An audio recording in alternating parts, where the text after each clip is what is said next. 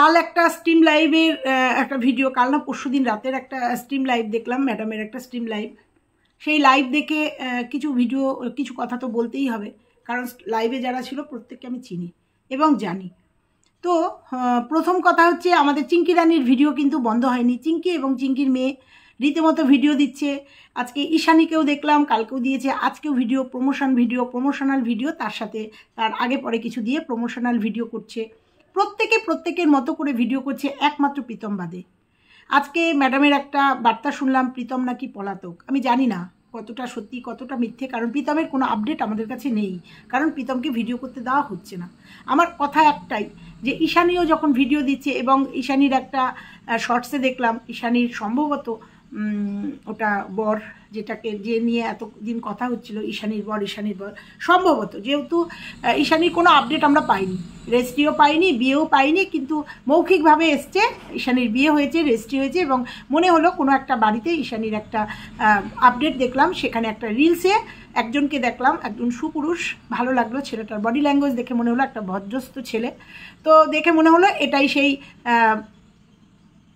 সেই ওর বর আর কি, সৌরভ সম্ভবত। যাই হোক, দেখে ভালো লাগলো, এবং আমাদের আফটারঅল আমাদের সোশ্যাল মিডিয়াতে চলেই আসলো, এবং তারপরে দেখছি ঈশানী রীতিমতো দুটো চ্যানেলে ভিডিও দিচ্ছে। তাহলে শুধু বাকি থাকলো প্রীতম।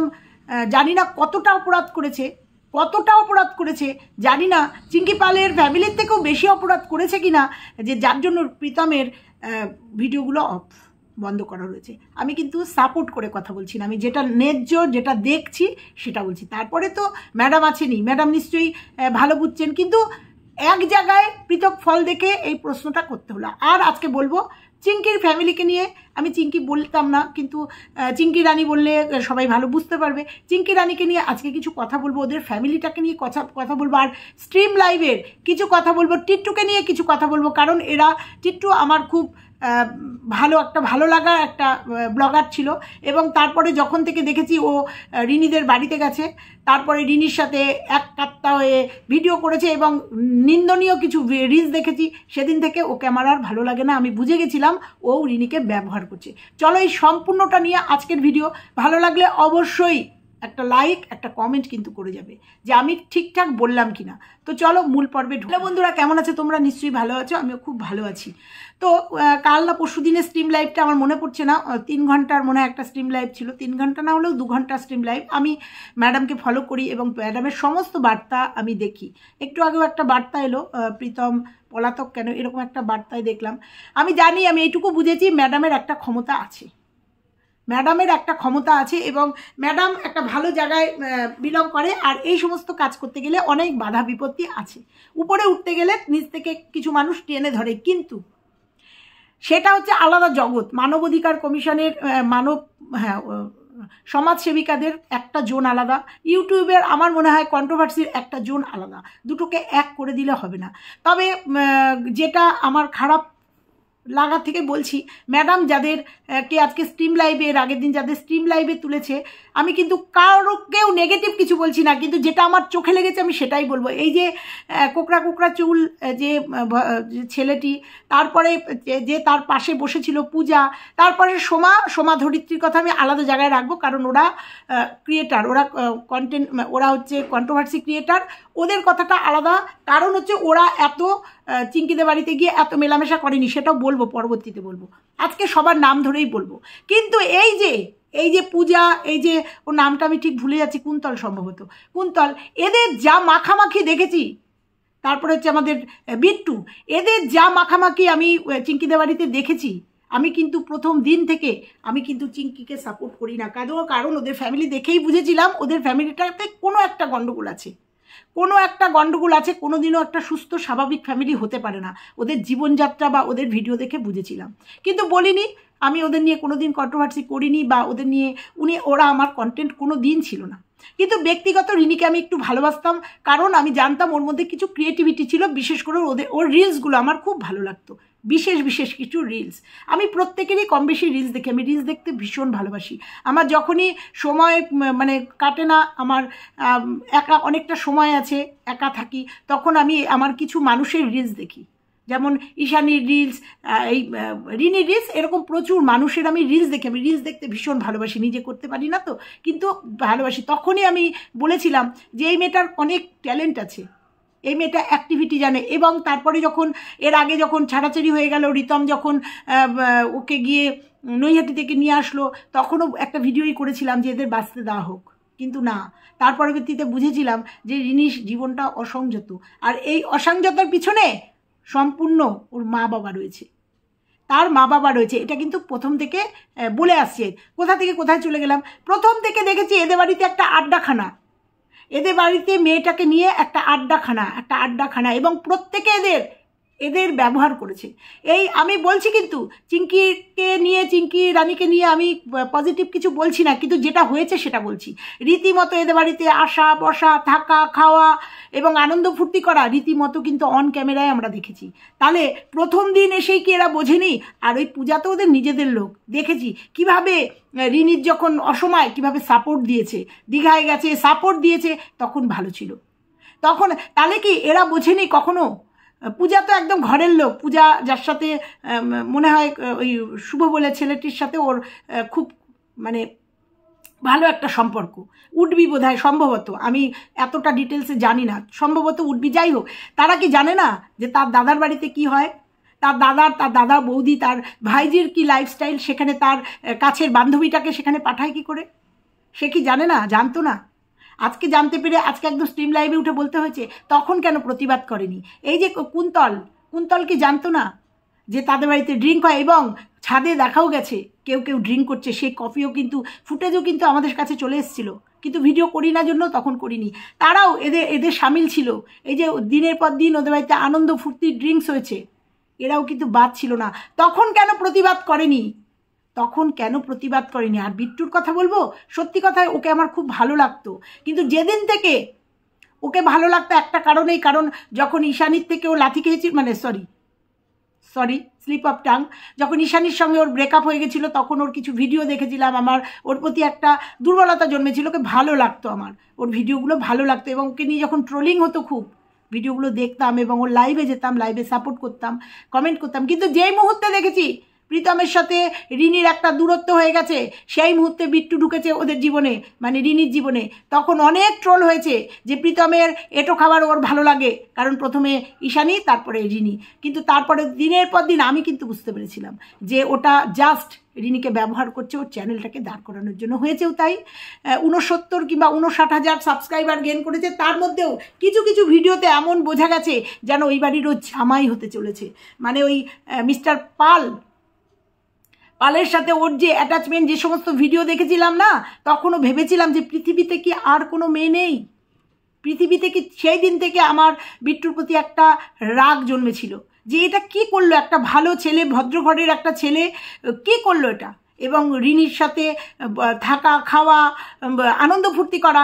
তারপরে যখন স্ট্রিম লাইভে শুনছি যে ওগুলো এনে দিয়েছে, এবং বিট্টুর কথায় অসংযত মনে হয়েছে ও মিথ্যে কথা বলছে, এবং ম্যাডাম যে তথ্যগুলোকে বলছিল ও ইগনোর করছিল এবং মিথ্যে কথা বলছে, সেটা সবাই বুঝতে পেরেছে।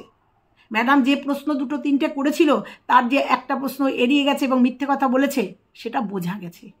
আর সেটাই প্রীতম বুঝে গেছিল। আমি প্রীতমের প্রসঙ্গেও আসছি। তাহলে বিট্টু, তোমাকে বলছি, তুমিও দিনের পর দিন ওদের বাড়িতে গেছো। প্রথম দিন গেলেই তো মানুষ বুঝতে পারে বাড়ির কালচার কি। তারপরেও তুমি দেখেছো তার বাড়িতে কি হয়। রিনি বাথরুমে ঢুকে 1.5 ঘন্টা 2 ঘন্টার নিচে বেরোয় না। তুমি বলছো যে আমি দেখেছি নিজে চোখে। রিনি স্মোক করতো, জানো, তারপরেও কি করে এই ফ্যামিলিটার সঙ্গে দিনের পর দিন মিশেছো? কেন প্রথম 1 দিন 2 দিন 3 দিনের দিন কেন বেরিয়ে আসুনি? কেন বেরিয়ে এসে আজকে যে প্রতিবাদটা করছো, সেই প্রতিবাদটা সেদিন করনি?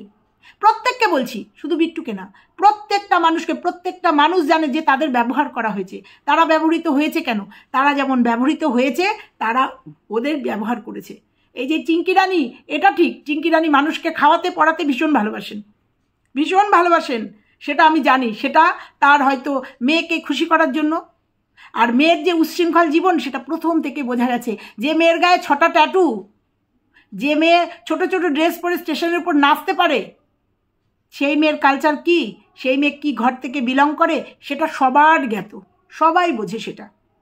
সেটা সবাই বোঝে। তা আমার প্রশ্ন হচ্ছে, প্রত্যেকেই নাকি ব্যবহার করেছে, আরও অনেকে আছে, শুধু এরা না। তারপরেও দেখেছি এই যে কুন্তলকে মার দাঙ্গা, সিসিটিভি ক্যামেরাতে দেখা গেছে যে আডলাইট দিয়ে মার দাঙ্গা, অনেক কিছু দেখেছি। কোনো দিন ভিডিও করিনি এদের নিয়ে, কোনো দিন করিনি। আমার প্রশ্ন একটাই, যেদিন দেখেছি এদের জীবনযাত্রা ভালো না, এদের বাড়িতে একটা আমি মুখে আনবো না, একটা জোন চলে, সন্ধে হলে এদের উচ্ছৃঙ্খল জীবনযাপন, এবং তাতে মদত আছে এই বাড়ির প্রধান মানুষটির, এবং ওর মায়ের প্রশ্রয় আছে, তাহলে সেখানে কেন বারবার গেছি আমি? সেখানে গিয়ে তাদের বাড়িতে থাকা খাওয়া কেন করেছি? একদিন দুই দিন না, দিনের পর দিন। তাহলে ব্যবহৃত যেমন ওরা হয়েছে, এদেরকেও ব্যবহার করা হয়েছে, উভয় পক্ষেই ব্যবহৃত। আমার কথা হচ্ছে, তখন কেন প্রতিবাদ হয়নি? আজকে ম্যাডাম আজকে ওয়াইটিতে ঢুকেছে জন্য আজকে কিন্তু এগুলো জানতে পারছি, এই যে বুঝতে পেরেছি, মানে এই প্রতিবাদগুলো হচ্ছে। আমি জানি না এই প্রতিবাদের রেজাল্ট কবে আসবে, কিন্তু আজকে যে র্যাকেটের কথা ম্যাডাম বলেছে, আজকে ম্যাডাম এসছে জন্য এগুলো জানতে পারছি, মানে প্রমাণস্বরূপ আমাদের সামনে আসছে। কিন্তু এগুলো কিন্তু আমরা অনেক আগেই বুঝতে পেরেছিলাম, র্যাকেট বুঝতে পারিনি। কিন্তু ওদের বাড়িতে যে অসংযত কাজকর্ম হয় এবং ঋণের জীবন যে একদমই মানে অসংযত, সেটা কিন্তু আমরা জানতাম, তার জীবনযাপন দিয়েই দেখেছি। এইবার প্রশ্ন হচ্ছে, প্রীতম নাকি বলেছে যে বিট্টুর সাথে ওর একটা সম্পর্ক আছে। যদি হয়ও, এক্ষেত্রে বলবো দোষ কিসের? আমি এটাকে প্রশ্রয় দিয়ে বলছি না, এটা প্রীতমের একটা কথার উত্তরে বলছি।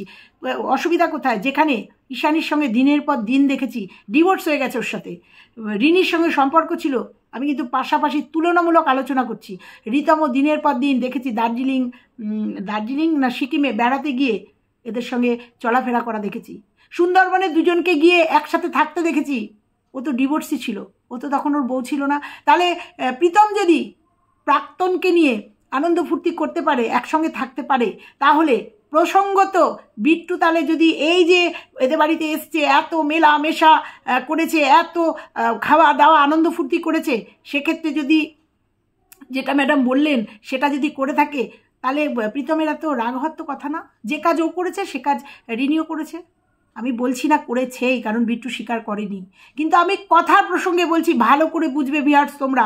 আমি কথার প্রসঙ্গে বলেছি যে প্রীতমের এত আপত্তি কিসের আপত্তি হওয়া কি উচিত? যে কাজ, একই কাজ প্রীতম নিজেও করেছে, ওটা প্রাক্তন ছিল তাই। তো যাই হোক, প্রসঙ্গটা এখানেই রাখলাম।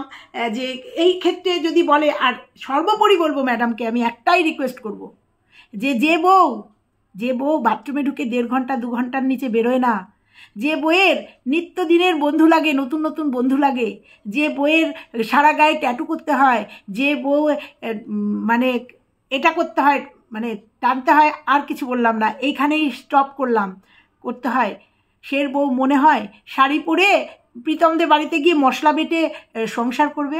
আপনার মনে হয় সেটা? মনে হয়? আর এই বউ কোনোদিন সংযত হবে? যে বউ নাকি কাউন্সিলিং করতে দেয় না। হ্যাঁ, একজন কাউন্সিলরকেও দেখলাম যে কাউন্সিলিং করে, সেই মহিলাকেও দেখলাম, সেও বলেছে একটা কাউন্সিলিংয়ের পরে কেউ জানতে পেরেছে যে সে অ্যাডিক্টেড, মানে রিনি অ্যাডাক্টেড। তাহলে এই একটা অ্যাডাক্টেড মহিলা সংসার করতে পারবে ম্যাডাম? আপনার মনে হয়? আমার মনে হয় ঈশানী যেমন একটা সুন্দর জীবন পেয়েছে, আমার খুব ভালো লেগেছে ঈশানীর, যদি ওটা ওর স্বামী হয়ে থাকে। যদিও ওই যে বললাম, আমাদের কাছে কোনো প্রমাণ আসেনি, আর প্রমাণ না আসলে আমরা বলতে পারবো না, যেহেতু পুরো কথা এসছে যে ও রেজিস্ট্রি হয়ে গেছে এবং ও যখন দেখিয়ে দিয়েছে। তো এরকম যখন একটা সুন্দর জীবন পেয়েছে না, আমার মনে হয় প্রীতমেরও অধিকার আছে সুন্দর একটা জীবন পাওয়ার। আমি জানি না প্রীতম অ্যাডাক্টেড কিনা নেশায়, শুনলাম কালকে প্রীতম নাকি একটু, যে বউ এত নেশাখোর, তার স্বামী কেউ ভালোবেসে খাওয়াবে না, তার কোনো মানে, যাকে হয়তো প্রীতম নিজেকে শুধরে নিয়ে আমিও চাই প্রীতমের একটা সুন্দর জীবন হোক, সুন্দর, যেমন ঈশানীকে একটা সুন্দর জীবন দিয়েছেন, সেরকম প্রীতমকেও একটা সুন্দর জীবন দেওয়া উচিত। এই ফ্যামিলিটার থেকে যখন আমরা জানছি, বুঝছি, সম্পূর্ণটা আপনার কাছে চলে এসছে যে এই ফ্যামিলিটা কেমন, এই ফ্যামিলির ভেতরে কি চলে। আর এই ফ্যামিলির বাবা মা অন্তত মেয়েকে সংসার করতে দেবে না, কারণ মেয়েকে বেঁচে খেতে হবে। মেয়ে ওর বাড়িতে না থাকলে ওর বাড়ির আসর জমবে না, মেয়েকে ওরা ব্যবহার করে। এটা আপনিও বোঝেন, আমরা টোটাল ওয়াইটির মানুষ বুঝি, যে মেয়েকে কোনো দিন সংসার করতে দেবে না। ওই নাটক করে পাঠিয়ে 1-1.5 মাস রাখবে, আবার বাড়িতে নিয়ে আসবে, আবার এটা করে সংসার হয় না, এটাকে জীবন বলে না। এটা যদি তাই হতো, প্রথম সন্তান এইভাবে পৃথিবী থেকে চলে যেত না। রিনির কথা বলছি, কোনো মা এইভাবে পৃথিবী থেকে সরিয়ে দিতে পারতো না। তো যাই হোক, যেটা বলবো সেটা হচ্ছে আমি রিনিরও সুস্থতা কামনা করি, সুস্থ জীবনযাপন কামনা করি, কিন্তু এই রকম একটা মেয়েকে আমি চাই না প্রীতমের জীবনে আবার ফিরে আসুক। এখন আবার দুদিন হলো স্বামী স্বামী করছে, আমার স্বামী আমার ভালোবাসা, আবার ডিভোর্সের কথাও বলছে। অ্যাকচুয়ালি ওর মস্তিষ্কে কিছু নেই, মস্তিষ্ক কাজ করে না, ওর মস্তিষ্কে যা ভরা আছে সেই জন্য ওর মস্তিষ্ক ঠিকঠাক কাজ করে না। দোষ ওর না, দোষ হচ্ছে ওর বাড়ির পরিবেশের। আর ওকে সংসার করতে দেওয়া হবে না। ওর মার চোখ টেনে টেনে কথা, চোখ টেনে টেনে বলা যে আমার মেয়ে, আমার জামাই, আমি কোনো কেস করিনি, এই যে কথাগুলো হলে পারে না, মেয়েকে অনেক দিন আগেই মেয়েকে জোর করে দিয়ে আসতো যে ঠিক আছে এসছিস, ঘুরেছিস, ফিরেছিস, যা গিয়ে এবার সংসার কর। বা বাবা যদি চাইতো যে না আমার মেয়েটা সংসার করুক, আমার মেয়েটা সংসার করুক, তাহলে বাবা যখন প্রীতম বারবার বলছে না যে একবার অন্তত তোর বাবা আমাকে বলুক বা আমার বাড়িতে আসুক, তাহলে ব্যাপারটা মিটিয়ে নিতে পারতো। যদি মনে প্রাণে চাইতো যে মেয়েটা সংসার করুক, সুস্থ স্বাভাবিক হলে পরে ফ্যামিলিটা নরম হয়ে যেত, নত হয়ে যেত। তো যাই হোক, কোন প্রসঙ্গ থেকে কোন প্রসঙ্গে চলে গেলাম। তো স্ট্রিম লাইভে যারা উঠেছিল তাদেরকে কথা বলবো, বিশেষ করে 2-3 জনের কথা বললাম, কুন্তল, পূজা, বিট্টু, এই 3 জনের কথা বললাম। তারপর আর কে উঠেছে জানি না, এই পর্যন্ত দেখেছি। এরা যেমন ব্যবহৃত হয়েছে, এরাও কিন্তু ওদের ব্যবহার করেছে ম্যাডাম, এরাও ওদের ব্যবহার করেছে। আর এরা একদম কেউ ছোট বাচ্চা ছেলেমেয়ে না, এরা জেনে শুনে কেন গেছে ওই ফ্যামিলিতে। প্রসঙ্গটা আমার এখানেই থাকলো, কেন গেছে? প্রতিবাদ তো তখন থেকেই করতে পারতো, আজকের দিনে এসে প্রতিবাদ কেন? প্রতিবাদ তো তখনই করতে পারতো। এরাও কিন্তু ব্যবহার করেছে ওদের নিজেদের চ্যানেলগুলোকে, সব দাঁড় করিয়ে নিয়েছে। কারণ রিনির ফেস ভ্যালু আছে, রিনির ফেস ভ্যালুটাকে কাজে লাগিয়ে রিনিকে দিয়ে, এবং ইভেন এখনও বোধহয় কেউ একজন গেছে ওদের বাড়িতে বা দেখলাম, সবাই কিন্তু ওদের ব্যবহার করে। যদিও ওরা এটাই চায় মানুষকে নিয়ে গিয়ে করে, তবুও বলবো যে এই যে তারপরেও যখন শুনলাম না যে বিট্টু এগুলোকে এনে দিয়েছে, ওর প্রতি সত্যি কথা ভীষণ রাগ বিদ্বেষ তৈরি হলো। যে একটা মেয়েকে ও বাইরে থেকে অকেশনালি বলছে, অকেশনালি এনে দিয়েছি, সেটা অন ক্যামেরায় বলছে মানে ধরা পড়ে গেছে। ম্যাডাম যখন বসছেন তখন সব প্রুফ নিয়েই বসছেন, সব ইনফরমেশন নিয়েই যে ম্যাডাম বসছেন বোঝা গেছে, এবং ম্যাডামের কাছে প্রচুর ইনফরমেশন এরকম আছে, এটা বোঝা গেছে। যাই হোক, আফটার অল বিট্টুও সরে আসতে পেরেছে, বা বিট্টুকেও সরিয়ে দিয়েছে, ভুল বুঝতে পেরেছে, সবাইকেই সরিয়ে দিয়েছে, কেউ সরে আসেনি। সবাইকে ওরা ওদের ব্যবহার করে সরিয়ে দিয়েছে, যখন ভালো লাগেনি সরিয়ে দিয়েছে। তাহলে এই ফ্যামিলিটা কেমন সবাই অন্তত জানে। তাহলে এবার বলবো যে যারা জানে না, যারা উপজে যেন ওই ফ্যামিলিতে আর কেউ না যায়, ব্যবহৃত হতে না যায়। তো এইটুকুই ছিল আজকের ভিডিও আমার। যে ম্যাডাম, আর একটা কথা বলবো, এতদিন ম্যাডামেরও একটা চ্যানেল ছিল না, এখন ম্যাডামের একটা চ্যানেল হয়েছে। ম্যাডামও আমরা সহ ক্রিয়েটার হয়ে গেছি। ম্যাডামও আমাদের সঙ্গে কিন্তু এতদিন কিন্তু উনাকে সম্মান অন্যদিকে ছিল, মানবাধিকার কমিশনের একজন সেবিকা হিসাবে সম্মান করতাম, বা এখনও করি। এখন আর একটা দিক হলো, সেটা হচ্ছে উনি আমাদের সহ ক্রিয়েটার, উনিও কন্ট্রোভার্সি ক্রিয়েটার, সহ ক্রিয়েটার আমাদের, অর্থাৎ উনিও একটা চ্যানেল যেহেতু খুলেছে, সেহেতু উনিও আমাদের সাথে কাজ করছে, ইউটিউবের একটা পার্ট উনি। তো যাই হোক ম্যাডাম, এইটুকুই শুধু আমার বক্তব্য ছিল। সবাই যখন ভিডিও করতে পারছে তখন প্রীতম কেন নয়, এই দিকটা আপনি একটু খেয়াল করবেন, কারণ ও কিন্তু একটা বাচ্চা ছেলে। আমি আবার বলছি, ওর কার্যকলাপ আমি 1% সাপোর্ট করি না ওর কার্যকলাপ, তবে অনেকটা পানিশও খেয়েছে, অনেকটা পানিশড হয়েছে। এবং সেক্ষেত্রে যখন সবাই চ্যানেল খুলে তাদের কৃতিত্ব, তাদের ক্রিয়াকলাপ দেখাচ্ছে, তখন প্রীতম কেন নয়? একটা দায়রা বজায় রেখে প্রীতমকেও ভিডিও করতে দেওয়া হোক, যদিও এটা তার সোর্স অফ ইনকাম। এটা শুধু আমার বক্তব্য, যেখানে আমি দেখলাম ঈশানীও অলরেডি ভিডিও দিচ্ছে, ভালো লাগছে। এরা আসুক, এটা হ্যাঁ, তাদের অবশ্যই যেমনভাবে ঈশানী তার ব্লগিং চ্যানেলে সুন্দর করে ভিডিও দিচ্ছে, কন্ট্রোভার্সির কোনো ছোঁয়া নেই, প্রীতমও তার লাইফস্টাইল তুলে দিক আমাদের সামনে। এই দিকটা একটু দেখবেন, কারণ আপনার অনেক ক্ষমতা, এইটুকু বুঝেছি যে আপনার ক্ষমতা আছে, এইটা একটু দেখবেন ম্যাডাম, যে প্রীতম যেন তার ভিডিওগুলো করতে পারে। এখন জানি না, আপনি যেটা বললেন আজকে প্রীতম পলাতক মাসিদের সাথে, আর আপনি তো নিজেই বলেছেন এটা ওদের পারিবারিক ব্যাপার, অতএব ওই মাসিদের সঙ্গে প্রীতমের কি হয়েছে সেই ব্যাপারটা নাইবা বললাম, ওটা ওদের পারিবারিক ব্যাপার, ওটা পারিবারিকভাবেই মিটে যাবে। পারিবারিক ব্যাপার যখন সোশ্যাল হবে তখন তো বলবোই, কিন্তু যেহেতু আপনি বলছেন যে ওই ঘটনাটাকে নিয়েই অনেকটা কিছু হয়েছে, আর সেই জন্যই হয়তো প্রীতম পলাতক, কারণ মাসিও বলেছে যে কেস করেছে, প্রমাণ তুলে দিয়েছে, সব তুলে দিয়েছে, ওই জন্য হয়তো প্রীতম পলাতক। এইটুকু একটু দেখবেন ম্যাডাম, কারণ মাসিও তো আপনার কথা শোনে, আপনার সঙ্গে যোগাযোগ আছে। এইটুকু শুধু রিকোয়েস্ট করব, দেখেন কেউ যখন শাস্তি পাচ্ছে না, পায়নি, সবাই যখন মাথা তুলে সুন্দরভাবে ভিডিও করছে, প্রীতমকেও আপনার একটা তো দায়িত্ব থেকেই যায় প্রীতমকেও একটুখানি বাঁচানোর। তো সেই দিক থেকেই বলবো, প্রীতম পলাতক কিনা সেটা আপনি নিশ্চয়ই জানেন, আপনার কাছে সমস্তটা রয়েছে, চেষ্টা করবেন প্রীতমকেও তার স্বাভাবিক জীবনে ফিরিয়ে আনার জন্য। আবার বললাম, পক্ষপাতিত্ব না, একজন ক্রিয়েটার হিসাবে এটা আমার মনে হলো, এটা আমার দায়িত্ব, এটা আমার কর্তব্য, তাই আপনার কাছে আমি রিকোয়েস্ট করলাম, এই রিকোয়েস্টটা আমার একটু রাখবেন, চেষ্টা করবেন অন্তত প্রীতমকেও তার মানে জীবনে সুন্দর ছন্দে ফিরতে।